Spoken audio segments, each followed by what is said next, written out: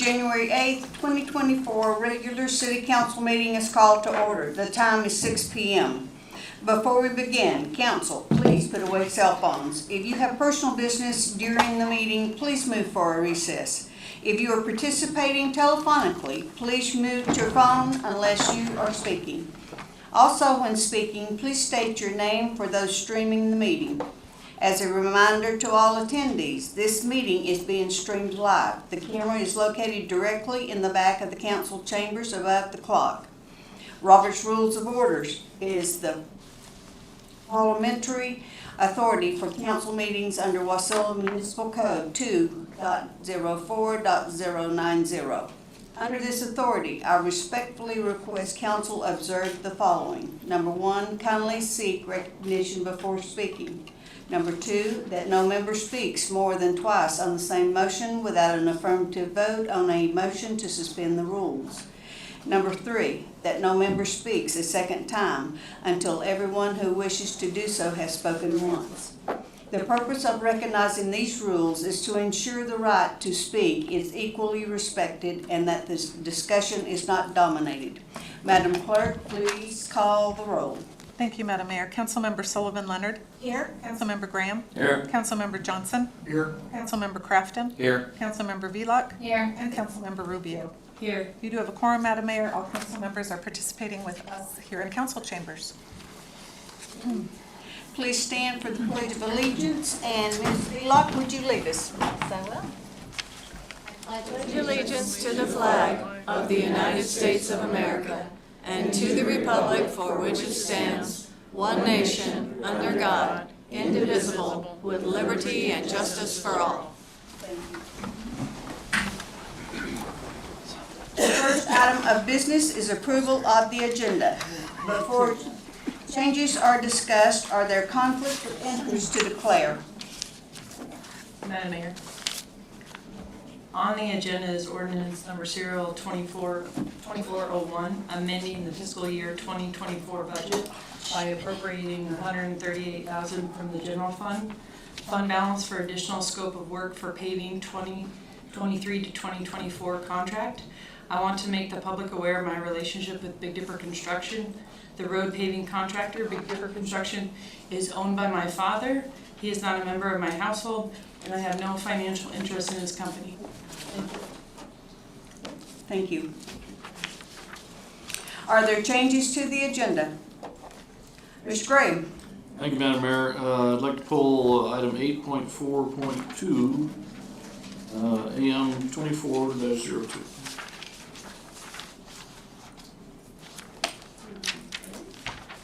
Is there other changes? Hearing none, is there an objection? None. The agenda will stand as amended. We are on to special orders of the day. There's one proclamation that I will read aloud. It is recognizing Dr. Martin Luther King Jr. Day. Whereas Dr. Martin Luther King Jr.'s dream of equality and achieving social change have shaped our nation and inspired the world with a vision of dedication to freedom and equality. And whereas Dr. King became the voice of the American Civil Rights Movement, which resulted in landmark legislation known as the Civil Rights Act of 1964. And whereas Dr. King encouraged Americans to come together regardless of age, race, or creed to strengthen their communities, alleviate poverty, and value the dignity and respect inherent in all people. Whereas through his example, he taught the values of courage, truth, justice, compassion, dignity, humility, service, and brotherhood. And whereas we celebrate Dr. King's birthday and remember his legacy as an American hero and tireless social activist who called upon our nation to ensure equal justice under the law, upholding our founding principles which recognize individual rights of life, liberty, and the pursuit of happiness. And whereas in communities throughout the state, Alaskans will join the millions of citizens across the nation who will honor and celebrate Dr. King's life and teachings, recognizing needs and serving their communities. Now, therefore, I, Glenda D. Ledford, Mayor of the City of Wasilla do hereby proclaim January 15th, 2024 as Dr. Martin Luther King Jr. Day in the City of Wasilla and encourage all Alaskans to act for the future betterment of our community. Dated this 8th day of January 2024. We are on to Commission and Agencies report. Do we have, no, she's not here. I would like to, at this time, I would like to introduce two new city employees. Lori Creaky, would you stand, Lori? She is the new manager of MATCOM. And Cassie Olin is the finance director. Welcome.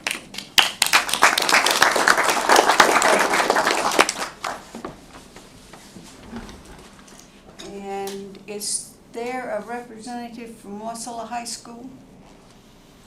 I don't see any. Okay, at this time, Human Resource Manager Sydney Miller will now present a report on the city's employee retention plan. Madam Mayor, can I have a brief at ease, please? Yes. Just 1 minute. At ease? Quick question. So I had questions that I had presented by email. Do you get it? No.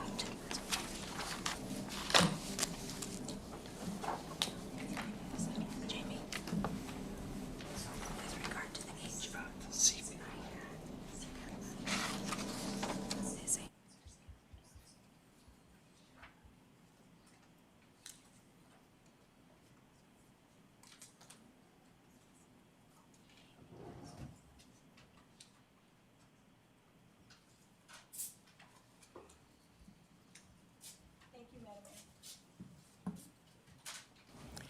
We are back on the record. Good evening, everybody. Oh.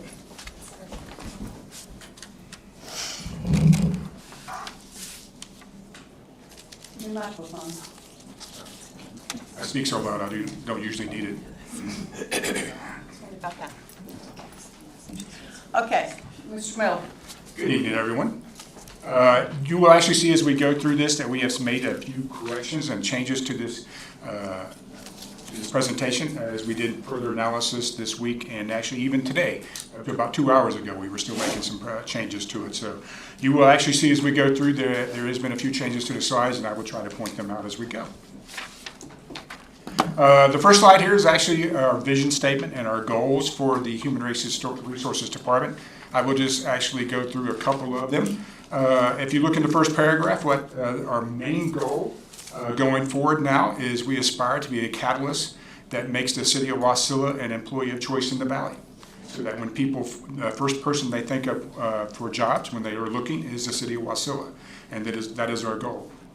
I will also look at the first bullet point there to create approaches and strategies that ensure we have the organization and workforce needed to deliver the city's mission. And that's what we're actually here to talk about tonight, is some of our strategies and policies and procedures that we would like to change to help us retain and actually recruit the workforce we need to do the city's mission.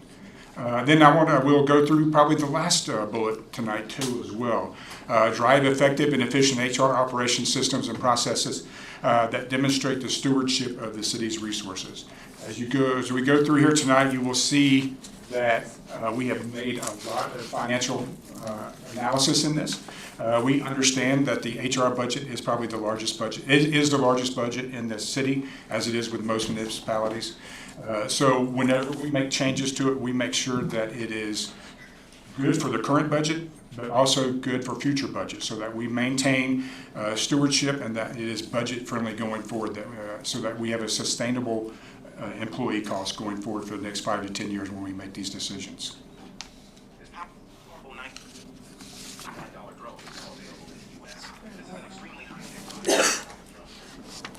And if you look at this slide, this is, I would actually go through the first bullet first.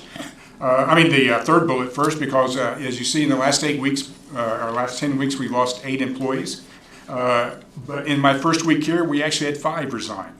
That happened my first week here about 8 to 10 weeks ago, which actually helps to focus you very clearly on some of the problems that are going through the city.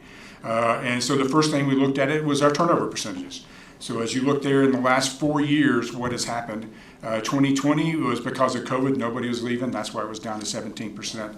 But in the last 4 years, we have actually averaged 26% turnover within the city. And because of that, we actually have 56 of our employees have less than 5 years of experience with the city, with most of them actually having 3 or less. So what that has done is created a lack of bench strength for our succession planning for normal retirements. To give you 3 examples, in planning, we have a clerk who was the only person left in planning because of turnover. She has 16 years of experience and she's leaving in April. And as the only person in that department, we have nobody ready to take over that position and download that information into right now. In the utilities, we actually have a superintendent supervisor who has 25 years experience here, actually has class 3 in water and wastewater, and will probably be retiring in the next 2 years, and we have nobody in that department that has that ability and that education and certifications to take over right now currently. And then in the PD, we have somebody who's retiring in May that has over 25 years as an investigator, and again, we have nobody in the department that is really ready to take over that position as well yet either. So that is some of the trouble that the turnover has caused within our succession planning, and we are looking at ways to correct that, and we actually think we have a plan in place for how to correct that in planning. So we are working through that process to see how it works. And then the last slide, last bullet there, you'll see 38 employees have left this year. 32 through voluntary resignations. We had 6 through terminations, and we had 0 retirements. And then the Society of Human Resources Management actually said it cost about $15,000 in recruitment costs and training costs and everything per employee that leaves. So you can see about $570,000 is what we have spent per the SHRM estimates on recruitment and training of our employees that left so far. And then what we did with our analysis, we actually started looking at the workforce analysis. One startling fact that we found out is that in Alaska, there has been a 6% decrease in the working population, which is anywhere from 16 to 62 is what they consider the working age population. What we will see in the next 2 years that decrease will probably get closer to 10% because there's a lot more people aging out of the workforce than actually are aging in. We also have seen that the job openings are growing at a faster rate in the valley than we have population moving in. And the worst part of that is most of the population moving in is actually already has jobs and are actually commuting out of the area for work and not actually looking for work in the area. The COLA is 8% higher in Alaska than the lower 48, and we'll actually go over the COLA more in another slide that we added just today with the information that we were able to get to. And then the salary survey, I know there may be some questions about we're doing this, but when we had a salary survey done just 2 years ago, the salary survey did not really capture the compensation given by employers we are competing against for people. It concentrated on areas and municipalities that we are not competing against. Most of them are 300 to 400 miles away from us. Most of them are about a third of the size we are. So it really did not give us the needed information to come up with a competitive salary structure.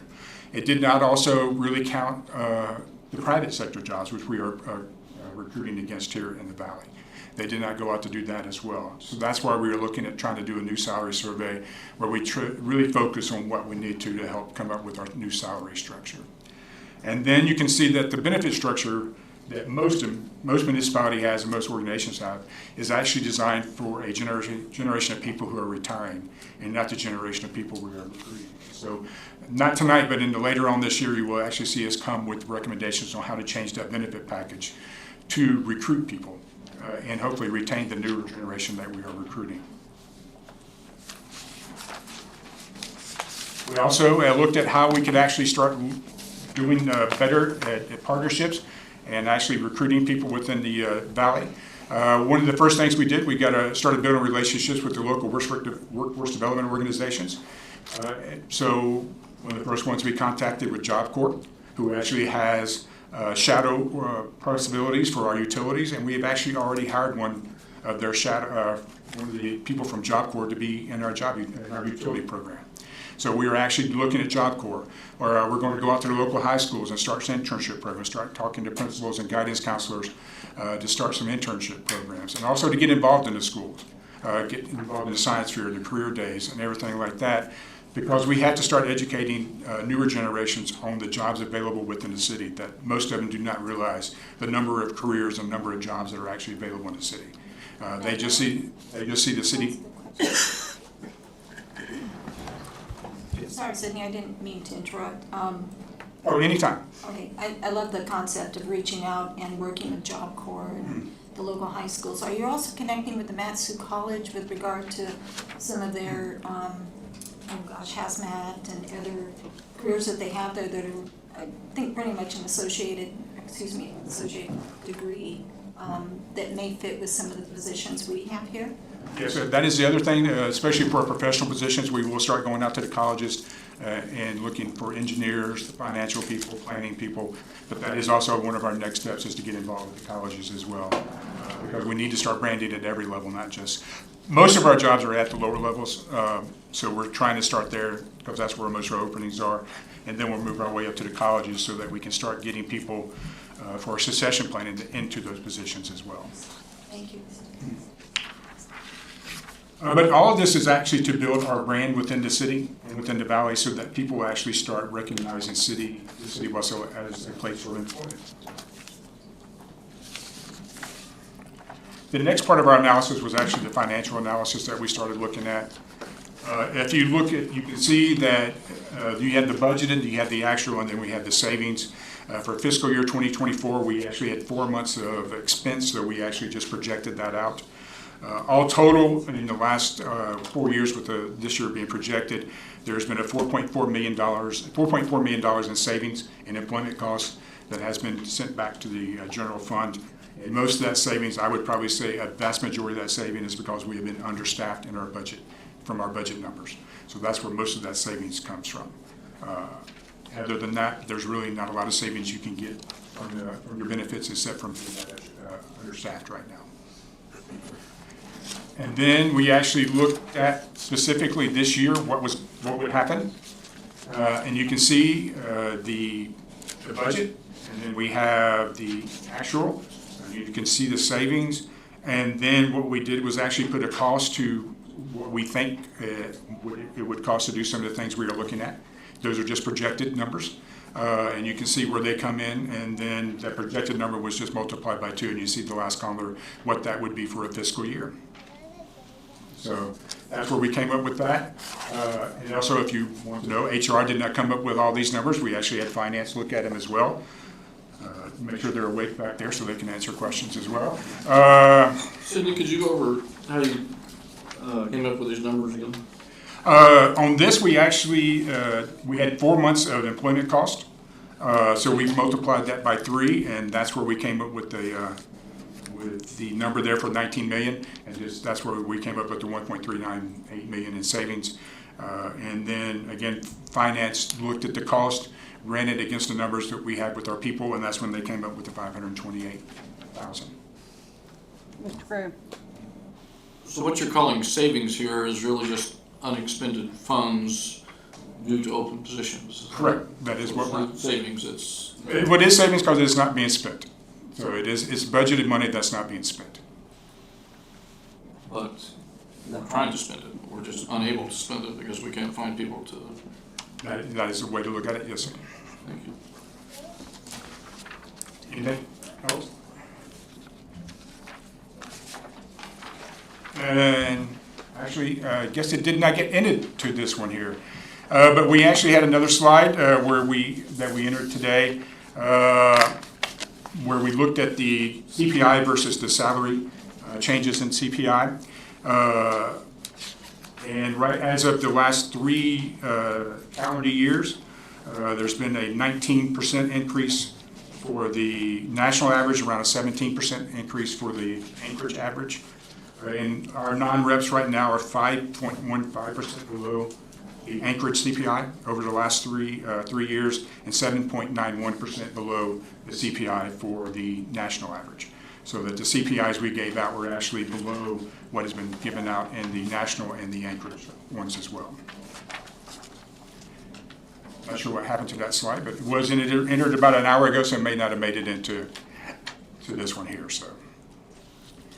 But again, anybody need me to give those numbers again, since I'm the only one that has them? Please.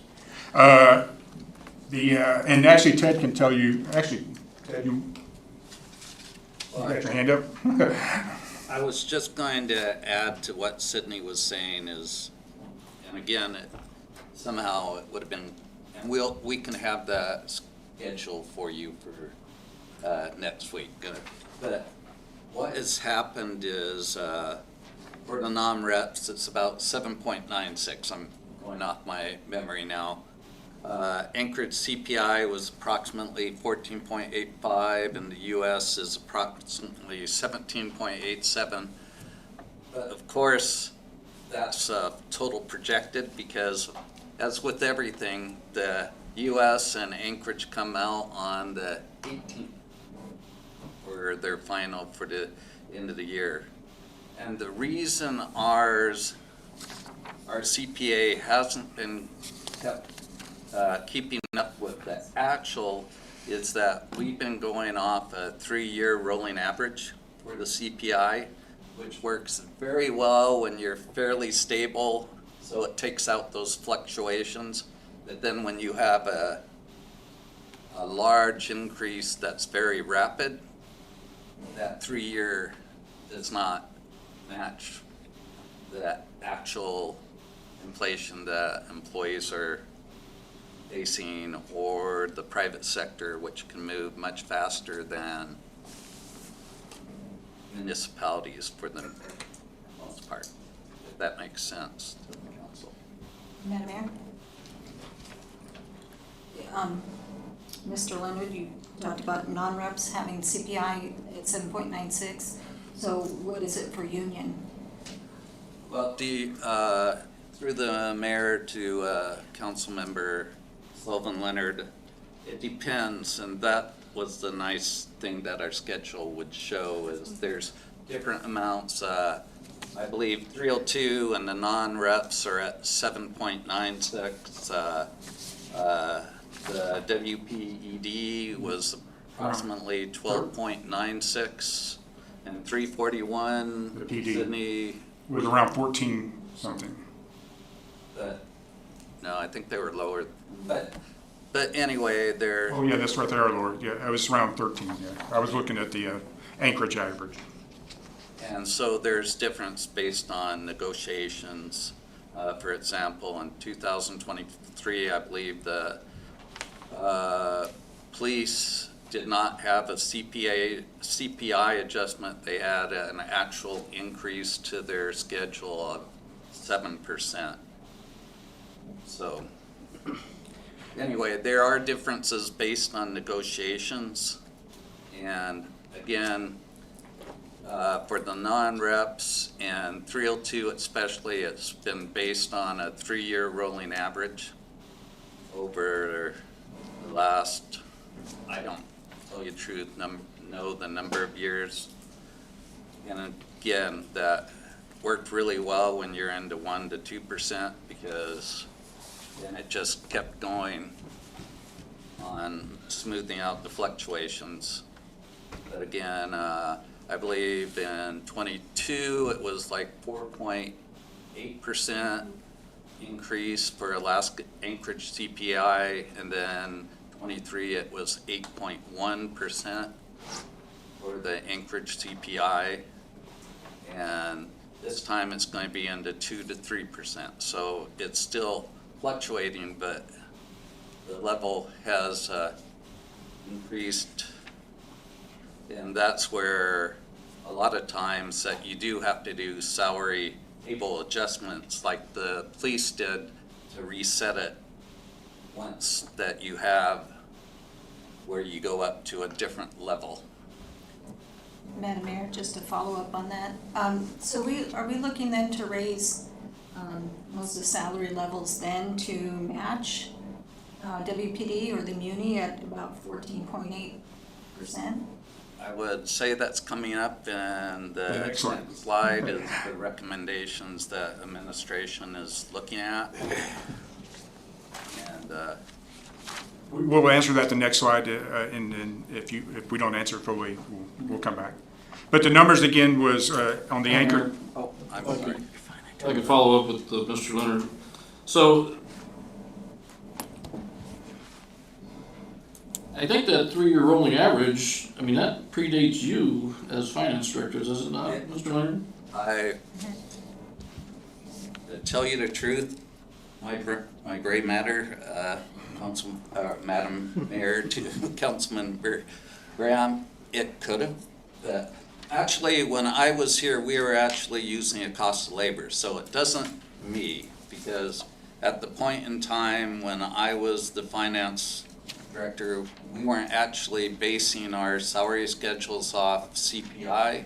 We were basing it off the labor market. So we actually went out every year and did a cost of labor and adjusted the salary structure using that. As I recall, we did that based not on a single year's numbers, but on multiple years. Like currently with the CPI, we look at 3 years so that we can kind of level things out when we have spikes. We've had occasions where we have raised salaries above what things had been in the past because of things that might have happened a couple of years before, but now they're in kind of I hate to call it disinflation because there really is no such thing. Once prices go up, they stay up. But I mean, it has been working well for quite some time. You know, I'm really cautious of basing a policy on an anomaly instead of on a history. And again, through the mayor to Councilmember Graham, is we agree. I think, again, that this isn't a policy. This is right now a snapshot of where the non-reps are compared to where other negotiated schedules are. And again, this is, well, this is administration, and I think they're going to give you what they're recommending for this issue right now, as we're in the middle of a labor, as Sydney has shown with our retention and how many people we've lost over the last 4 to 5 years, of looking at what is needed to be done currently. And I don't think there's been anything to state that we couldn't go back to the 3-year rolling average. I'm just saying that a 3-year rolling average works fairly well, is if you look at inflation over the last 5 to 6 years, it's been fairly steady until 2020. In fact, in 2019, Anchorage TPI, I believe, was a negative 1 point something. So, you know, that meant the employees didn't go right down by, you know, a negative. But again, when you have a 2-year increase of over 12 point something %, as you stated, inflation, is it truly going to go down? And are you going to wait for a 3-year rolling average to try to smooth out that fluctuation, which is going to take 2 to 3 years, right? As you keep moving, you're taking one off and adding one. So, Thank you. And we are not asking to change the 3-year average. We're just saying in our analysis it has not worked in the last 3 years, and that we have need to do some changes to try and make up for what has not worked the last 3 to 4 years. Because the numbers are, again, Anchorage, our non-reps are 5.15% below the CPI of Anchorage, and 7.91% below the national CPI is what, compared to what we have been given the last 3 years. So that is what we have looked at as well. And then you'll get to, we are to the last, next to last slide here, with what some of our goals and what some of our recommendations are. You can see the first bullet is the one that has changed after consultation and further analysis with the best way to go forward. And I'll just read it. In an effort to bring our salaries closer to current market conditions, we recommend a 10% increase to the non-represented pay grades and a redesign of the current steps in the non-represented pay grades. One thing I will tell you is that in looking at the current steps, there's 13 steps within our pay grade, or even some have more, such that one step increase for an employee at the lower level gives them 45 cents an hour, which comes out to $36 a paycheck. And after taxes, that's probably closer to $25. As I told people when I was looking at this, it is actually more a crack in the sidewalk than it actually is a step. So we need to look at that. So when people actually get a promotion and get these raises, that we need to see something in their paycheck to know that they got something. So that's something we will look at when we look at the compensation survey. And what we're looking at now is how to do the steps that we're looking at. Another reason for the compensation survey and the steps is that to give you 4 examples of our recruiting that has happened within the last 3 or 4 weeks. We had a finance opening. We recruited somebody to get them to accept. We had to go 3 steps above our midpoint. For another person over at MatCom, another senior person, we had to go 2 steps above our midpoint. For a finance clerk that was going to work in planning, we actually offered them the highest step we had, and they still said no because it was less than what they were making at their current place. And then a planning clerk that we're looking at hiring, we actually had to go to the midpoint. So that is what we have been struggling with the recruiting within the last 5 or 6 weeks, is that our midpoint, our minimum as really is no help to us. We actually are having to go up to our midpoint and further to actually start recruiting people and to get them to accepting jobs here because of the competition for jobs out there. And then you'll see our goal is to redesign the benefit structure.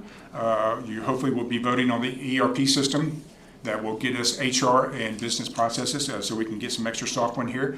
One of the people, 5 people resigned my first week, was in finance and left because she was working with 30-year technology that was older than her, because it was 30 years old, and she was actually going back in her career, as she thought, by using our technology. So she left to go to some place where she actually had more up-to-date technology.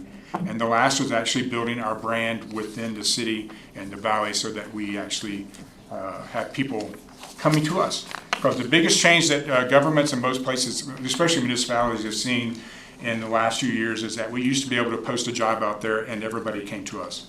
That no longer happens. We have to go out there and hunt them down just like any other organization does.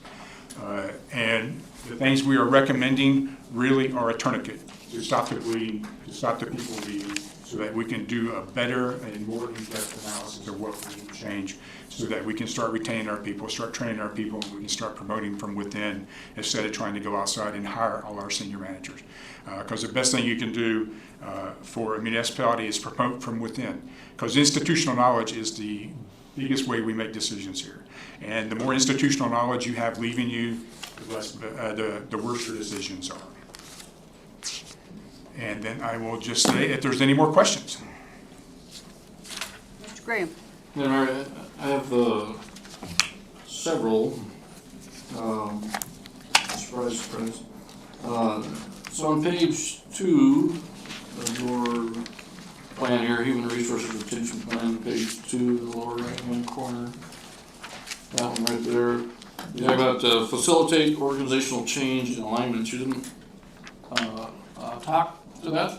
I did not. I just tried to keep it to the 2 that was sort of in the presentation, but that is actually going to be a lot into the ERP design, where we actually start looking at all the policies and procedures and how we are using more trees than we are anything, and hopefully start getting our organizational and our policies and procedures aligned more to the cloud-based system, so that we are geared more toward what's happening here currently within the market, because the system is an AS400 system, 30 years old, and we just need to update all our systems, not only software, but how we work within within the departments. And that's one of the goals of the ERP system, is that organizational change.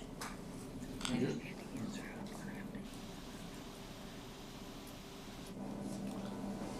Yes. So, moving on to, slide number 3, last, it says 8 weeks, but you referenced 10 weeks, so 8 employees have resigned, only one of those resignations being for reasons other than money. So, exactly what questions, without going all the way through the exit interview, what questions are you asking? Are you asking about, the feeling here in the organization? Are you asking about the ability to get promoted, the ability to move forward? Obviously, you're specifically asking the question about salaries. So I think before you answer that, Sydney, how that exit interview works. But I mean, when you say reasons other than money, so did these, our salaries are reasonably comparable to other government agencies. So did these people that left, did they go to other government agencies? Did they move into the private sector? And then you mentioned the disparity between Anchorage and here in Wasilla. How many of those people decided to go to Anchorage to take advantage of higher salaries? Hopefully I can remember all those questions. The first one is that we do a pretty in-depth exit interview, and the first question we ask is, what made you start looking? Because you will find in the HR business that money is not the first thing that makes them start looking. It is the first thing that makes them leave, is when they start looking at it. But usually it's the culture, it's the technology, it's something that or the fact that, they want to get closer to wherever they live. But that is the first question we ask, is why were they leaving? And it varies from why they started looking, and it varies mainly to just some cultural factors within the city. But then we ask, what was it made you leave? And that's when all of them said, well, we started looking and found out that we were getting, I think the lowest percentage I had in those first 5 that I looked at was 18% increase to go where they were going. And 2 of them were going to Anchorage, and a couple others were just going to small private sector jobs here in the city, the other 3. And then we asked about technology, because we know how our technology is. That's why the staff accountant said, yes, that was part of what she was doing as well. So we have an in-depth interview that we do, especially when I lost 5 people in 1 week. I really wanted to get down to what I needed to start looking at. And some of it was training, some of it was salaries and everything else. So we do ask all those questions. And the salary survey, the deputy administrators we talked about contracting out to do a more specific salary survey, not just government related, but I mean, how do we pay compared to cars? How do we pay compared to the hospital for similar sorts of things? So that's, what's the timing on that? We have to get that approved through City Council, so we're hoping to put the ordinance through the next meeting. And then we will get the RFP designed, and I'm hoping within six months that we have that selected, and pretty close to actually being completed within 6 months, because it should not take more than 3 to 4 months to actually collect all that data, and then probably a month to actually analyze it all. Ted? Just through the mayor to Councilmember Graham, based on an estimate of approximately 35,000 to 50,000, that it would have to be an ordinance. So if we're ready, you'd have to introduce it. Of course, the last meeting in January, then the first meeting in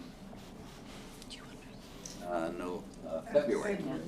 And then we could actually go out with an RFP subject to appropriation to before that point in time, but the earliest that anything could be started would be truly after the first meeting in February. Okay, thank you. And then you mentioned the planning department and the planning clerk. I think that's a really bad example. The planning department is designed to be just one deep. You've got the planner and you've got the clerk. The system is not set up to have a clerk and a clerk in training. I mean, that's part of the reason that we've had a clerk there for, she's been there, 16, 18 years? I mean, it's been a long time. It's been there longer than that I've been messing around in the city, I can tell you that. But you know, that's a bad example. The reason I use it, sorry. You know, if we're not ready to put somebody in a position, that, to me, that reflects on a lack of a training program, not on a lack of ability to retain people. And actually, I was using that is because there is 2 people in there, and now it's only 1 person. So we have somebody with 16 years getting ready to leave because we had not been able to recruit somebody to go into the other position in there. We have actually found somebody that we can bring in to train to do her job over the next 4 months. So we have looked at that as a way to help download that 16 years of information into another person. But I was using that as an example of how we have not been able to recruit anybody for almost 5 to 6 months for that position that would be able to train that new person that came in when she left.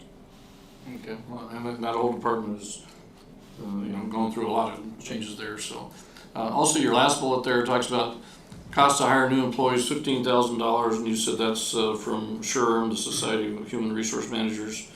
I don't believe that's a government-specific number. As I recall reading through some of their stuff, and I'm still on their mailing list, but I don't read everything that they put through. But as I recall, the cost to hire a government employee was about 60% of what it is for a private firm to go out and find an employee. I'm not saying that everything I've seen is, and actually, we use this because this is sort of what Ted and I grew up with, was a 15,000. SHRM is now actually saying that it is actually 50% of a person's salary is what you will spend to replace that person and train somebody new. Is that government specific? They haven't. I have not seen them separate it lately between government and private. And then the last one, I promise. On slide 5, participate in local events to build brand awareness. Could you again give me some specifics or some examples of what those local events are? One thing that has worked in the past is that we actually go out and participate in the July 4th parades. We go out and participate in the cleanup days. We go out and participate in any of the little, and we go out and participate in some of the nonprofit as well, days that they have going on. So anywhere we can go out, we give our employees that volunteer for it a uniform where it says City of Wasilla, so they know that a City of Wasilla employee is coming out there to do that. But anything where we can actually get out there and get our name and brand in front of people, and people can actually start asking questions. You work at the city, what do you do with the city? So that they can see the number of different kind of people and careers that are available here. But that's what I mean by that. We just have to start getting out to these local events and supporting the local events and letting our employees participate. Great. Thanks, Sidney. Appreciate it. Thank you, Madam Mayor. Pauline? I don't have 20 questions, I promise. I'll have 8. Just one this time around. Actually, I was just, thinking about our HR retention plan, and part of that comes prior to doing your exit interview with an employee who hasn't been happy for a while and for whatever reason chooses to leave the city. What are we doing to communicate with employees, for example, employee survey to gauge how things are going on in each department? Not to put anybody specifically on the spot, but generally, how is it in the WPD? Are you happy there? Are the benefits commensurate with what you need for yourself or your family? Are we looking at that? Because it seems like what you've said, it's quite a few employees leaving in a very short period of time, and so I don't want to see us go into panic mode, but I do want to see us go in a way that's very strategic and specific, so that we don't lose further talent from the city of Wasilla, but we can kind of sit back and say, are we listening to our employees? What are their needs, and how can we meet that? That is one thing that we will look forward as we're building our retention plan, our benefit plan, is actually doing that salary survey. They're doing that employee survey, not only asking that, but asking what benefits do you want to see going forward, so that we can actually start seeing what the employees are thinking, because there's a change in the employees from one generation to the generation we're hiring, and we have to see how the new generation is thinking about what's going forward. They see PTO different, they see everything else different. They see, I have more than a handful of employees that said, stop making me put into the pension plan because I'd rather just have the money and let me invest it myself. So that is something the newer generation are saying, don't take my money, let me have my money and I'll do with it what I want. So that's something, and we can't change pension plans, of course, but that's just they have a different philosophy on PTO and healthcare. And if you've seen it, some kids don't even want to have healthcare. They're just like, I'm so healthy, I don't want to pay for healthcare. So we have to start looking at what's going to make us stand out and make our recruiting easier going forward. Thank you. Mr. Johnson? Madam Mayor, if I could just sort of tag along with what you had said here, because I totally agree, and if I can add some of my experience to that. In almost all of my previous employers, we've had what we would call a 360 review process, which is a review of the organization and the supervisor, and usually along with that is an employee survey that would go on that would then give us some information as to how the organization is doing. Now, the two are actually separate. Okay, they're two separate entities, but the survey then, of course, would be totally anonymous. And I fully support going into such a program because it does give us some data in advance to show where the Trends are going. where the trends are going, or where the people's unhappiness, I'm looking for the correct word there, is. Thank you. I agree. We have to do more research. We have to do, and that's why I said this is a tourniquet. I need to stop the bleeding so that we can have time to do those things we need to do to find out what's going on. And I just believe this is the first step in that process. And hopefully it will stop that bleeding so that we can go forward and maintain the employees we have. Because I don't need to lose another 5 in 1 week. So that's what we are looking at. Okay. Any more questions for HR? Hearing none. Thank you, Sydney. Thank you.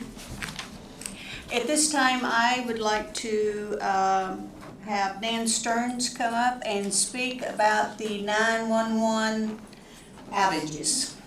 Thank you. Or I should say, give a report. Thank you, Madam Mayor, Council.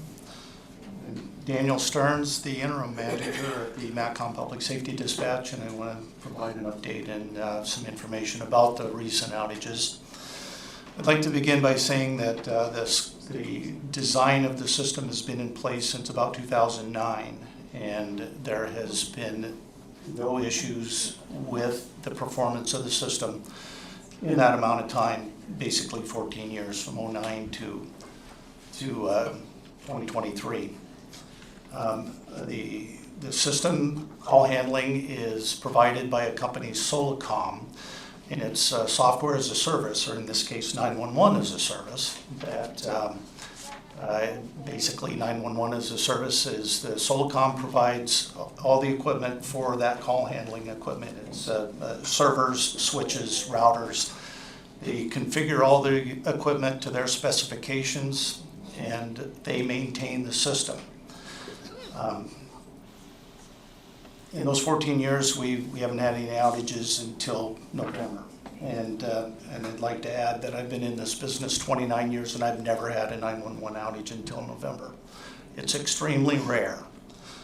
Since Solacom is the provider for this equipment, I'm going to read from a summary letter written by a senior manager at Solacom that pretty much describes the timeline of the various outages and steps that were taken to correct deficiencies.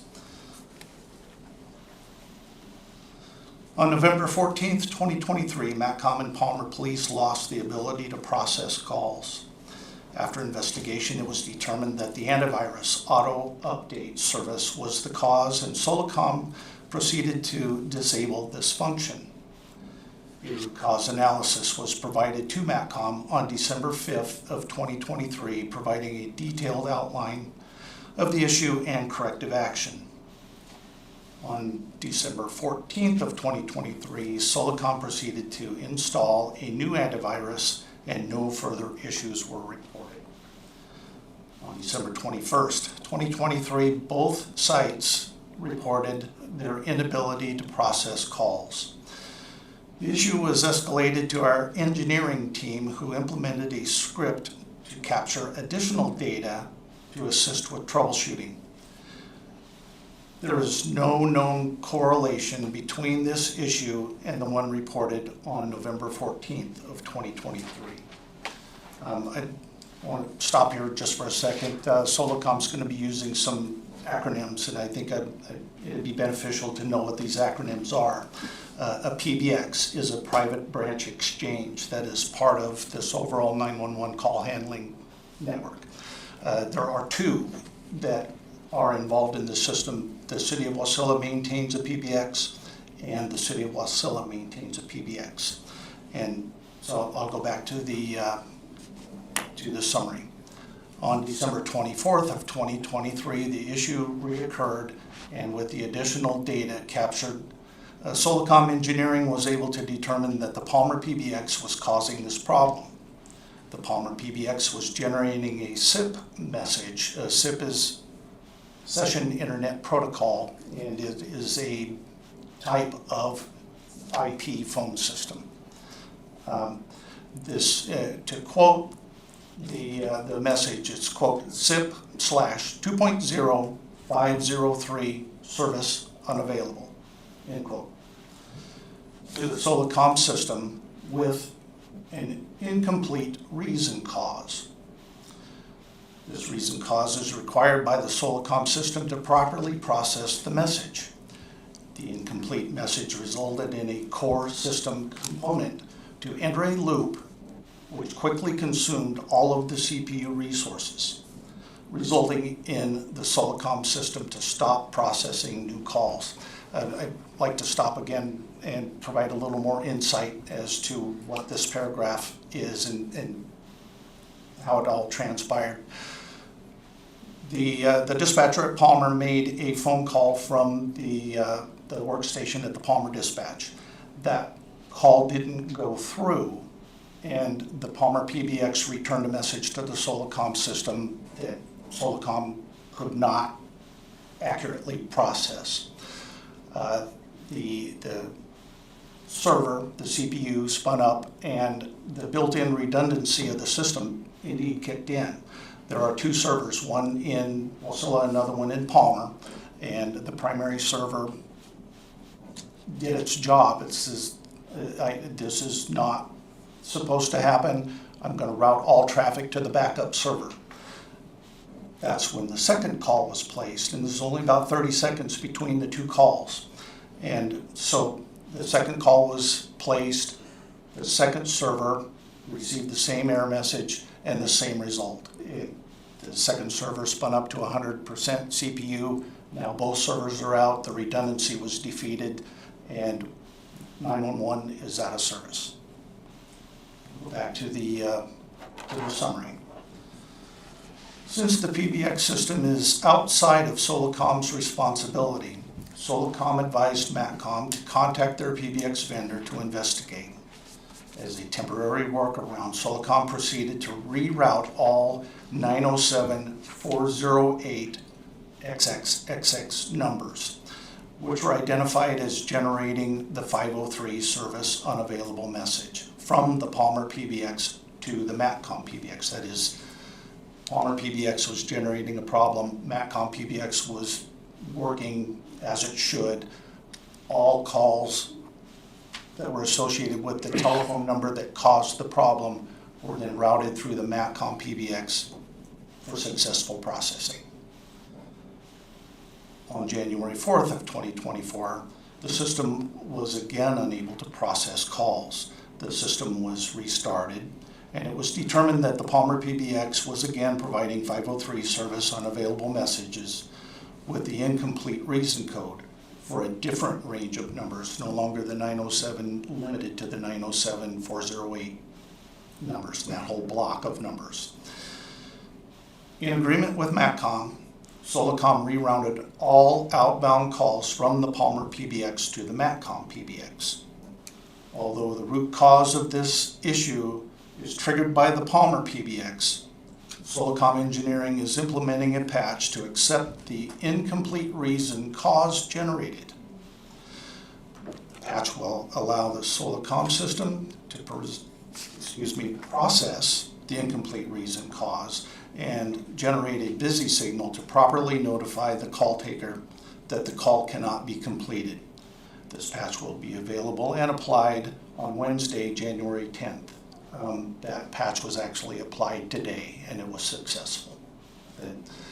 An error message is sent to the call, whoever is placing the call, and not to the Solacom server and causing an outage.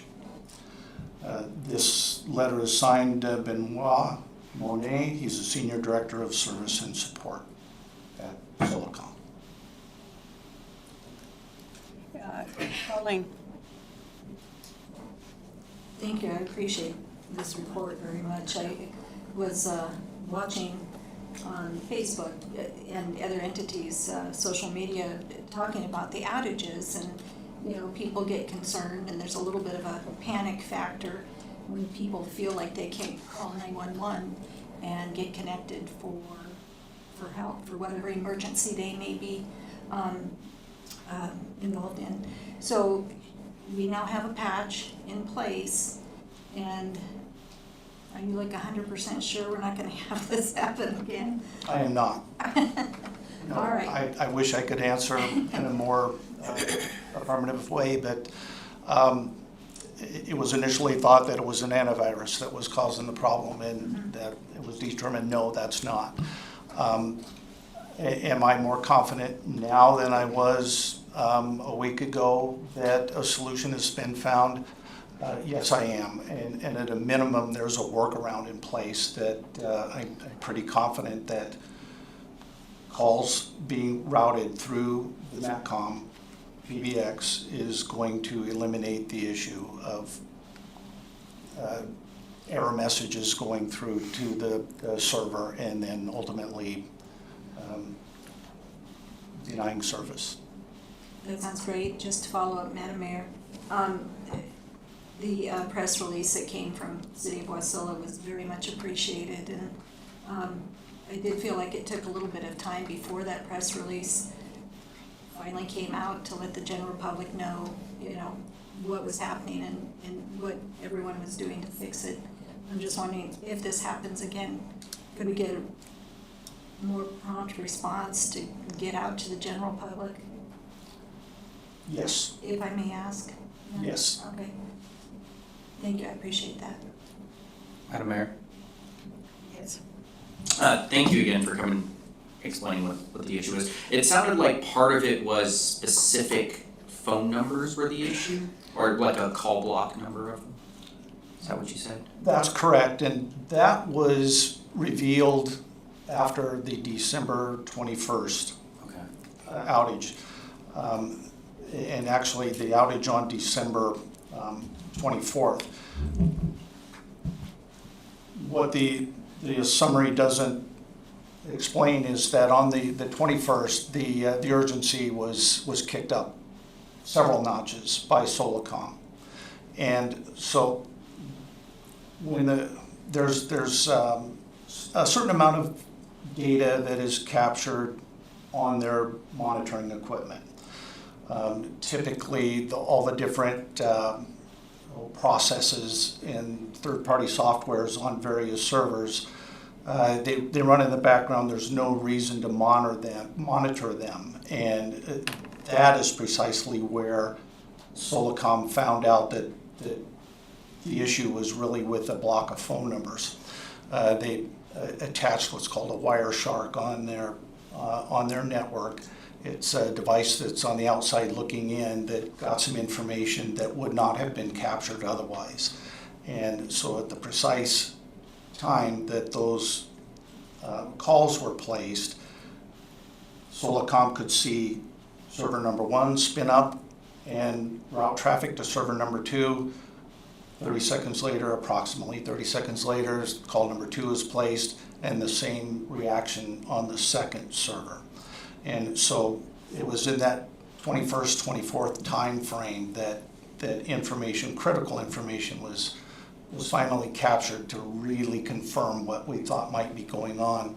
There was some additional research that was done that showed 911 calls are recorded, as you know, and they're recorded from Wasilla, both Palmer and Wasilla. And so the recording device showed from November 14th, November 20th, November 21st, and November 24th that they were all 408 numbers. Verizon just started issuing those blocks of numbers in July of this year.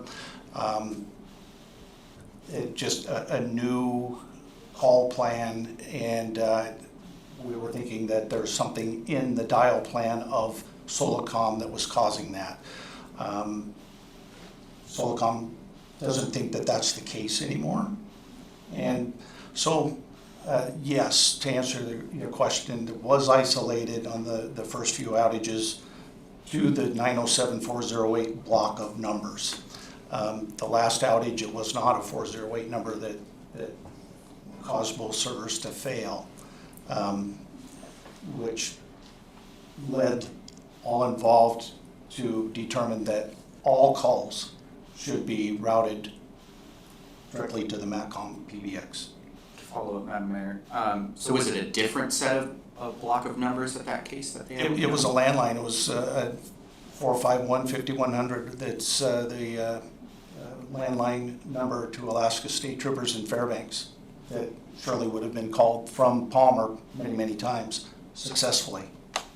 And so there's no explanation as to why that particular phone number would be the issue, or even the 907-408 numbers. And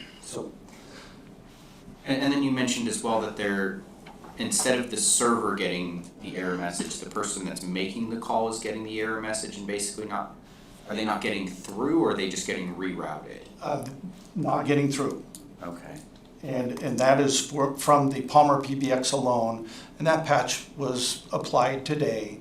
And so there's still some work that needs to be done on the Palmer PBX to allow those calls to go through to the intended place. So there's some numbers out there right now that are basically unable to call 911 is what I'm trying to understand. No, those numbers, these are all incoming. 911 is an incoming call. The calls that caused failures were outbound calls. And so anybody can call 911 from anywhere. Thank you. Mr. Graham? Thank you for your explanation of things there. A couple of, could you go over the length of the outages? 3 outages, like you said. I mean, I've lived here 20 plus years. I don't remember 911 ever going down, but I know it created quite a bit of excitement. And to follow up on Councilperson Sullivan Leonard's comment about the public service announcement going out, that same sort of announcement needs to be made when services are restored. I got the one right off the bat that said, hey, MACCOM's down. Of course, that was delayed by quite a while until we got that, but I don't remember ever getting one that said, hey, we're back up. That's just as important as the fact that it's going down. And then follow up on that as well. Has the provider, the system provider for Palmer PD, do they have a fix for this problem? I mean, what we're doing is we're putting a Band-Aid on something and hoping that underneath heals, but we're not sure what's going on underneath, it sounds like, at this point. Well, with respect to the length of the outages, nothing more than an hour. Most were 30 minutes, right in the half an hour time frame. And understood with respect to the communication. Yes, the public needs to know when the system's out, and they should know when the system comes back online. With respect to Palmer, they have a plan in place to replace their PBX. Work is supposed to begin sometime the end of January with a go live sometime in February. In the meantime, we intend to keep the workaround in place. All outbound calls from the Palmer Dispatch Center will be routed through the the MATCOM PBX. Great, thank you. Thank you, Member. Madam Mayor, you mentioned workarounds. Is there any thought given to going around the PBX systems altogether and have a backup direct link call to a switchboard? Yes, I don't know if the alternative is what you just described, but something different, of course. I'm going to talk about things that I really don't have a firm technical understanding of. There is an initiative within the city of Wasilla to change administrative phone calls from this PBX platform to a Teams platform. Within that whole network are session border controllers that act similarly to the gateway that is involved with the 911 call handling system that we have in place now. And in conversation with MTA, it sounds like it'd be a little more robust in the sense that we could have a session border controller from the Palmer Central Office. There's another path from the central office at Eagle River that would provide some additional redundancy, and it would provide those telephone company level switching that are a cut above, so to speak, any other level. Thank you. Okay, thank you. Appreciate it. And we will take a 7-minute break. We're off the record at 15. We are on to council. You notice we have new speakers tonight, microphones. So when you are not speaking, please turn them off. Okay, we are on to public hearing. There are 2 ordinances scheduled for public hearing this evening. Madam Clerk, please read the ordinance by title. Thank you, Madam Mayor. Ordinance Seri number 2401, amending the fiscal year 2024 budget by appropriating $138,000 from the general fund balance for additional scope of work for paving 2023-2024 contract. The public hearing on ordinance serial number 24-01 is now open. Anyone wishing to testify, please come forward and begin by stating your first and last name. Comments are limited to 3 minutes per person.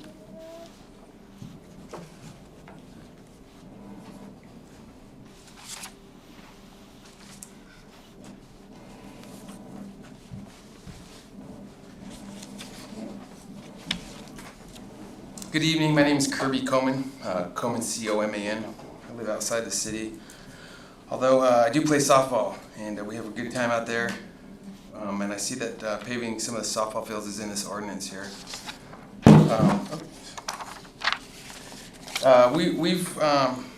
I also sit on the Massachusetts Softball Association as a secretary. And we would love, I do see there's a portion of this paving project, if you guys look at the page 25 of 158, to pave a section of pavement that was actually tore up before.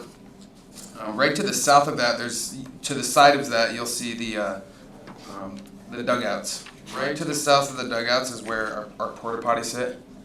And currently right now for handicap access is really terrible for people to access a handicap bathroom because it's just like sewer rock really loose there. It would be wonderful to get some additional paving added to put the porta potties on to set them down onto. So I'm here to speak to that. I'm not sure if we can, add an amendment to this before it goes for approval, but that would be most excellent to see. And furthermore, it would be great to partner with you guys. I know I was here a few months back. I'm just kind of introducing myself. Partnering with you guys about seeking some more funds, maybe a grant, helping us with the association go after some grants to not only expand our softball fields, add a couple fields, but also to pave the entire parking lot would be most excellent. We get a lot of people go in there and burn out, and vehicles that don't belong, ATVs and stuff that don't belong out there. But yeah, biggest thing would be my biggest ask is to just amend this just to get some paving under our porta potties for the year. That would be really great to see, and would help the handicapped have better access to the facilities there.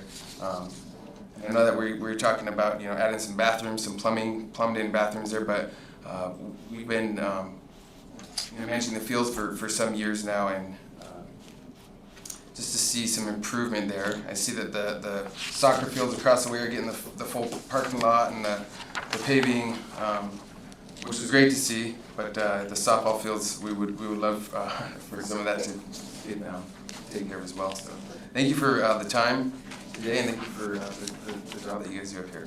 Appreciate it. Thank you. Is there anyone else that would like to testify at this time? Hearing none, the public hearing is closed. Is there a motion to adopt ordinance serial number 24-01? Madam Mayor, I move ordinance serial number 24-01. Second. It's been moved by Councilmember Sullivan Leonard and seconded by Councilmember Graham to adopt ordinance serial number 24-01. Is there discussion? Madam Mayor? Colleen? Thank you, Madam Mayor. My questions are for Eric. Hi, Eric. Just with the concerns that have been raised, some of the things that we really brag about here in Wasilla are our parks and the ability for recreation, whether it's softball, soccer, whatever. He's raised some concern that I think are something viable that we should look at. What is your comment on that? Is that something doable? I think it is very doable. If you were to ask me what it would take to expand the paving footprint that was just described, it's dealing with the porta potties, I would suggest an amendment to add another 25,000 to it, and that'd bring us to 163,000, and we could expand the scope of the dirt work and preparation on that side of the project to address the location of porta potties. Thank you. Madam Mayor, I guess my premise on this, and I won't add an amendment right at this second, but if we're going to do it, let's do it all at once and make sure we're covering all our bases. Thank you, Madam Mayor.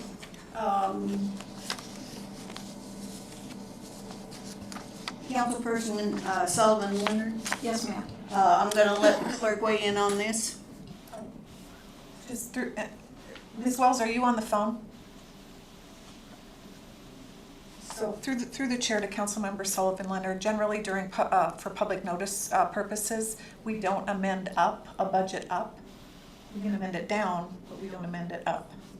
So, but perhaps if we reach that point, maybe Ms. Wells disagrees with me, but that's my understanding. No, this isn't, Holly, I do agree with you. Well, Madam Mayor, I have read the bit.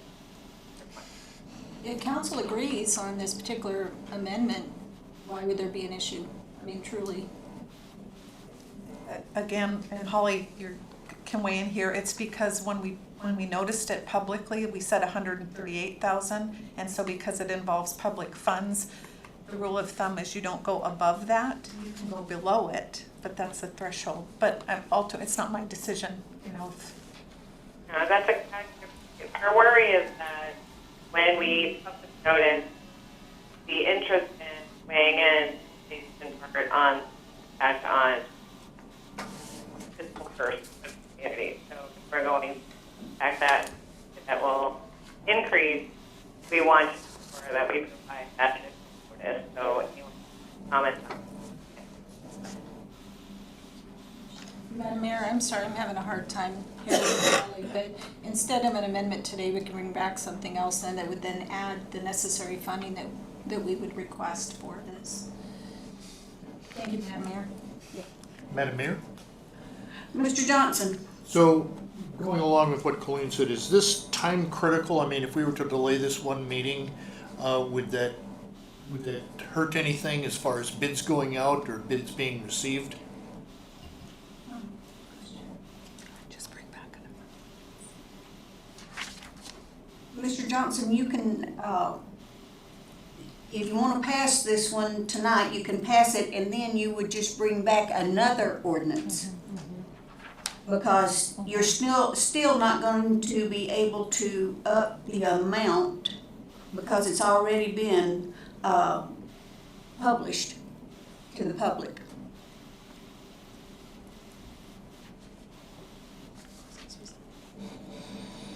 Through the mayor, I'd be happy to bring an additional request if you choose to pass this tonight, and we can identify exactly the scope, but not belay this. The only time sensitivity is that we've asked Dipper to hold the added alternate price that they gave us last fall. They've very kindly been willing to do that. We would like to receive approval to extend this contract and meet them in their willingness. But we can come back and talk specific numbers. We do have some contingency, as we outlined in the memo. We may not need that if we stick with this ordinance tonight. But if we do need more to meet the scope that was talked about tonight, I'd be happy to bring that back at a later date. Madam Mayor. I'm with Colleen, I just want to add on this one, I like that idea. If we need to bring an additional ordinance in the future, that sounds great. I mean, I don't know if they're able to do it within the contingency amount as well, if they're able to go, yeah, we actually could just kind of loop that in there since they're right there. Just to mention as well, we've actually discussed here in the future of adding some bathrooms to the ball fields. I don't know if you saw that, we had some goals and initiatives here in the past that we started having that conversation. But actually, the parking lot is actually my concern, and also just the general area. If you've driven through there when they're doing games, I mean, it's borderline a one lane going through there. Have we looked at what it would take to do something, widen the road, pave more get more parking in there? Is that something that we're at least just looking at down the road? On order, Madam Mayor, could we stick to the ordinance on the table? Sorry? Could we stick to discussing the ordinance on the table as opposed to unrelated things which we're not? Yes. No offense intended, but just a business item. Is there further discussion on the ordinance? Hearing none, Madam Clerk, please take a roll call vote on the motion. Thank you. This is on the adoption of ordinance serial number 2401. Councilmember Sullivan Leonard. Yes. Councilmember Graham. Yes. Councilmember Johnson. Yes. Councilmember Crafton. Yes. Councilmember Velock. Yes. Councilmember Rubio. Yes. Madam Mayor, the motion passes unanimously.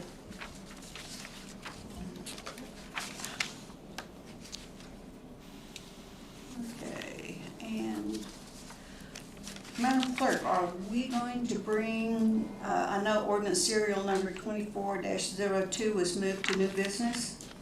Was the AM moved with it also? No, ma'am, that was not moved to new business, so we're good with. Would you like me to read that into the record? Yes, please. Thank you. Next public hearing, ordinance serial number 2402, amending the fiscal year 2024 budget by appropriating $216,000 within the technology fund for professional services for the workflow assessment and ERP system selection, a crucial step towards achieving the city's 2024 goals and initiatives. With that as a companion, AM number 2403, contract award to Kenny Consulting in the amount of $216,000 for a workflow assessment and ERP system selection. Okay.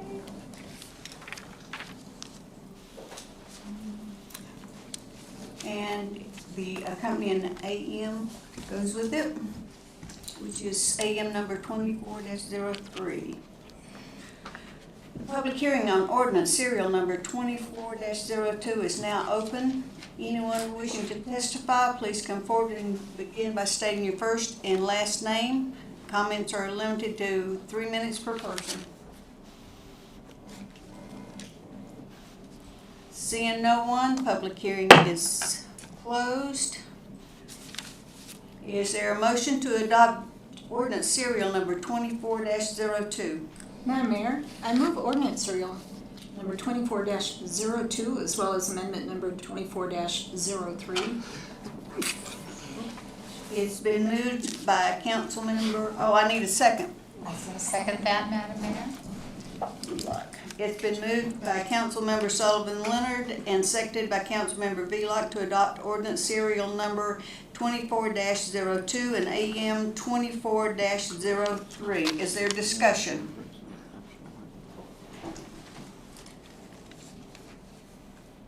Hearing none. Madam Clerk, please take a roll call vote. Thank you, Madam Mayor. This is on the adoption of ordinance serial number 2402 and AM number 2403. Councilmember Graham. Yes. Councilmember Johnson. Yes. Councilmember Crafton. Yes. Councilmember Velock. Yes. Councilmember Rubio. Yes. Councilmember Sullivan Leonard. Yes. Thank you. Motion passes unanimously. We are on to persons to be heard. It's a time for members of the public to share their views with the council. This is not a question and answer period or a time for dialogue. Speakers may be referred to administration, or issues raised may be taken under advisement by the council or administration.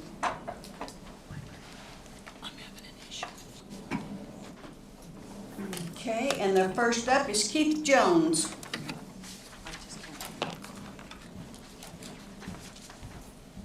We got 3 minutes, right, Mayor? You've got 3 minutes. Begin by stating your first and last name. Good evening. My name is Keith Jones. I am not a city resident. However, I am a longtime City of Wasilla employee. I'm here to speak in support of Mr. Miller's presentation, but I don't think 10% is enough. Non-represented employees have not been treated equally to the represented employees when it comes to wages. In May of 2001, I started with the city as a Roads Tech 1. In 2003, I was promoted to a Roads Tech 2, and in 2008, I accepted a maintenance supervisor position, and I've been a maintenance supervisor ever since. I've been here before the unions, during unionization, and I'm still here. In 2008, when I was offered the maintenance supervisor position before the unions, mind you, the maximum earning potential for my position was $84,205. A Roads Tech 2's maximum earning potential, which was where I was moving up from, was $62,028. Taking the supervisor job gave me a 36% increase in my earning potential. And when I say earning potential, I mean the maximum of the pay scale. This was the last pay scale before unionization. Because I was a supervisor, I was not eligible to be part of a union. Since unionization, the union pay scale has far outpaced the non-represented employees' pay scale in public works at least. Between 2008 and 2024, a Public Works Tech 2 in the water, wastewater, roads, etc., their maximum earning potential has increased by 49%. A Public Works Tech 1's maximum earning potential has increased by 54%. My earning potential as a non-represented public works supervisor has only increased 23%. I'm going to state that again. Union employees in public works, 49% and 54%. Non-union maintenance supervisor, 23%. This isn't right, and I hope you take action to fix it. In 2009, as part of City Ordinance 0944, the city revamped the non-represented pay scale. It hurt most of us non-reps, but we had no negotiating power, so we took what was given to us. Part of the summary statement in that ordinance states, it has been determined that a grade and step system will not only be consistent with all labor agreements we have in place, but will also compensate non-represented employees fairly and equitably, both internally and externally. This hasn't happened. As a non-represented public works supervisor, I watched the pay gap between myself and the Roads Tech 2s that I supervised go from 36% before unions all the way down to 9% at the top of the scale now. A couple more contracts, and I will have crew members I supervise making more money than me. I am an example of how a non-represented employee has not been compensated equally to represented employees. 10% is not enough. John Becker. John Becker.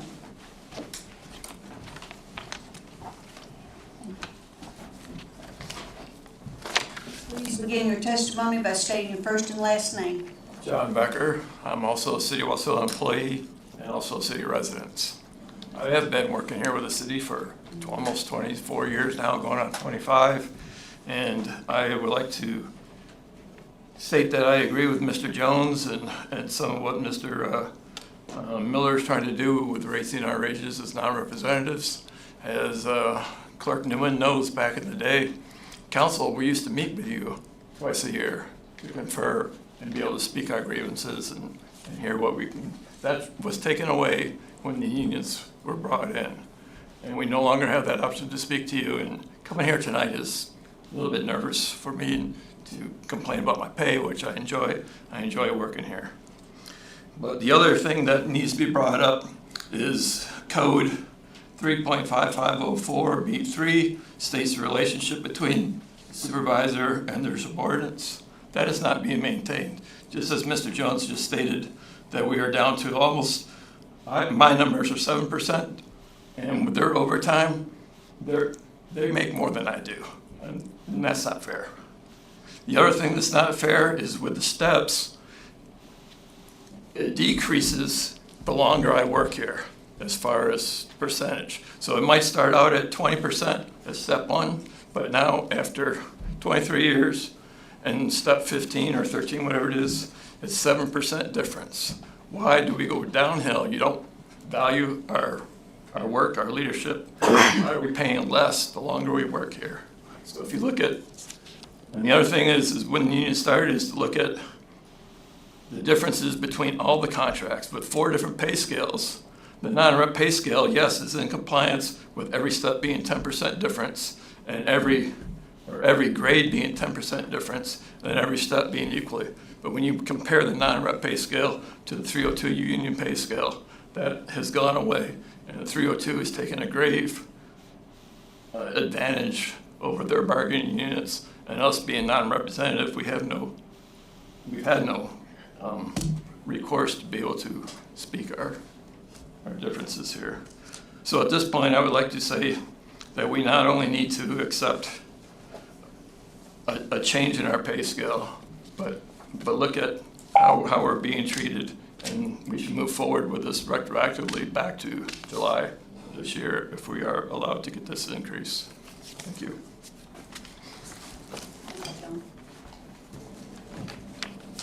Okay, next up is Jackie Goforth.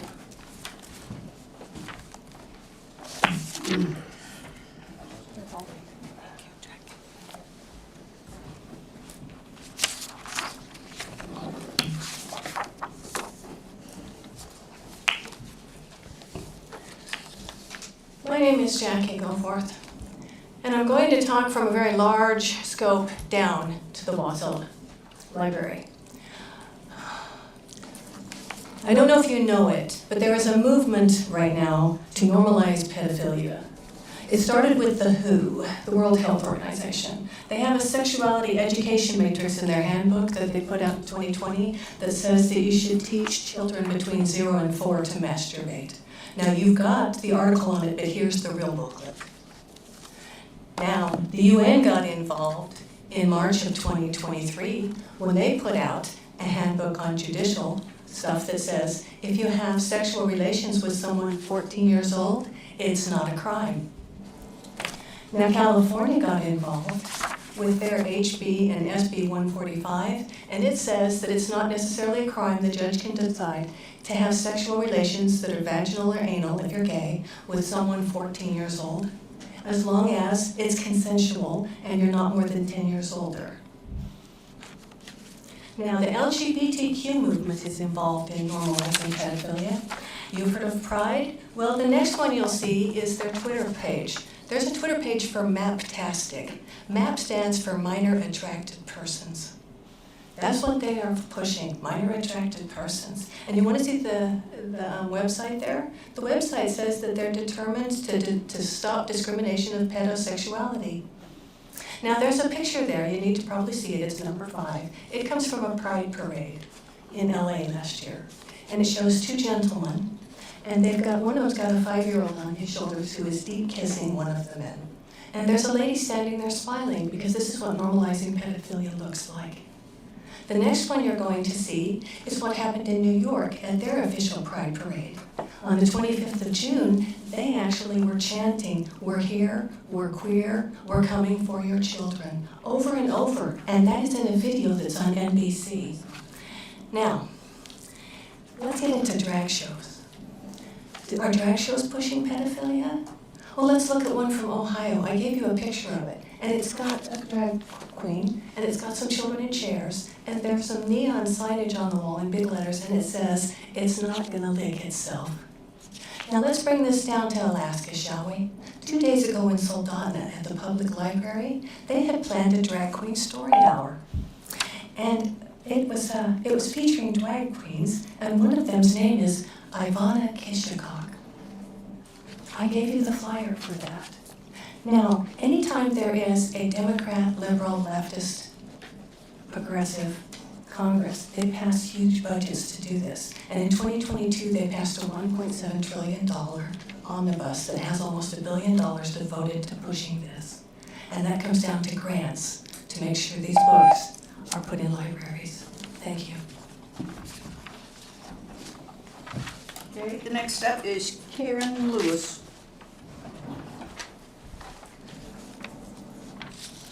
You have 3 minutes. Good evening, Madam Mayor and Council.